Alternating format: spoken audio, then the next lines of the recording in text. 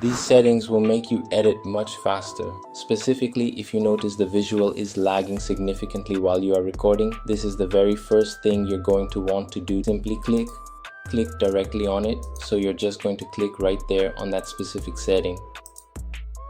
Alternatively, another way to do this is to press the Shift key twice and then hit the number 9 key on your keyboard. You can also navigate to the gear icon located in the bottom right corner of the screen. From there, select the project menu, then go into project settings and finally access the project configuration section to make your changes. So then it will open this window with master settings. So this first one here is the format. You don't need to change anything here, you can just leave it as it is.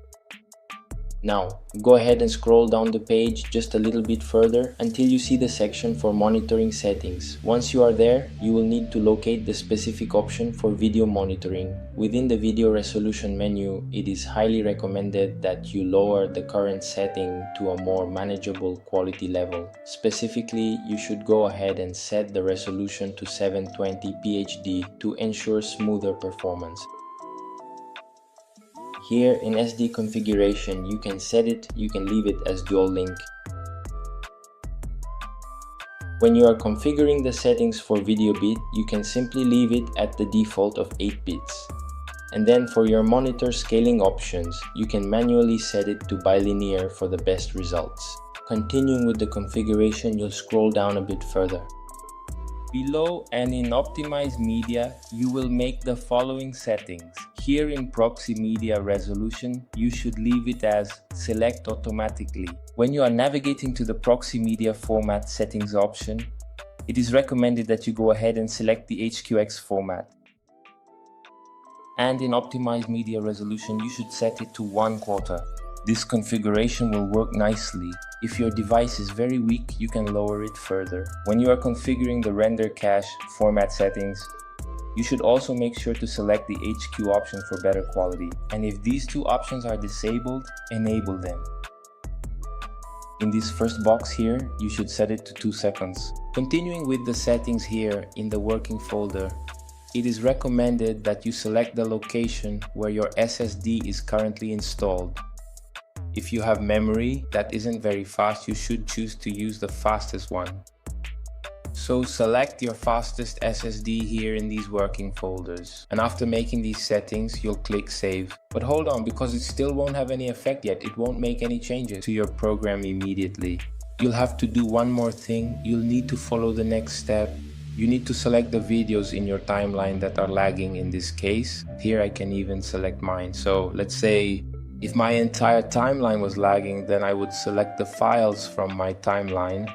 Then you right click, these options will appear and you select Generate Optimized Media.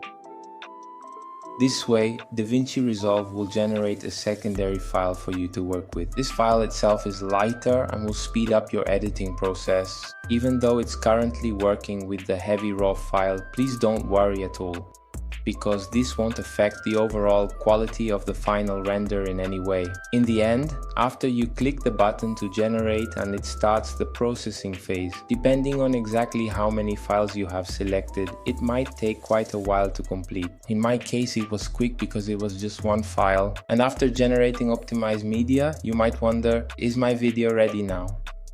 No, you'll need to do one more configuration. You have to enable the option to use optimized media if available. In order to verify whether or not this specific option is currently active, click on playback at the very top of the screen and then enable the first option if you see that it is turned off. Still here, in the same menu option and in the third setting, you can change your timeline playback resolution. So you can set it to full quarter or even half in case your video still isn't running smoothly. And after you carefully make these specific adjustments, it will start running much more smoothly and efficiently than before. With these optimized settings in place, you will definitely be able to work on all of your creative projects much faster and with significantly greater ease. If you liked it, leave your like.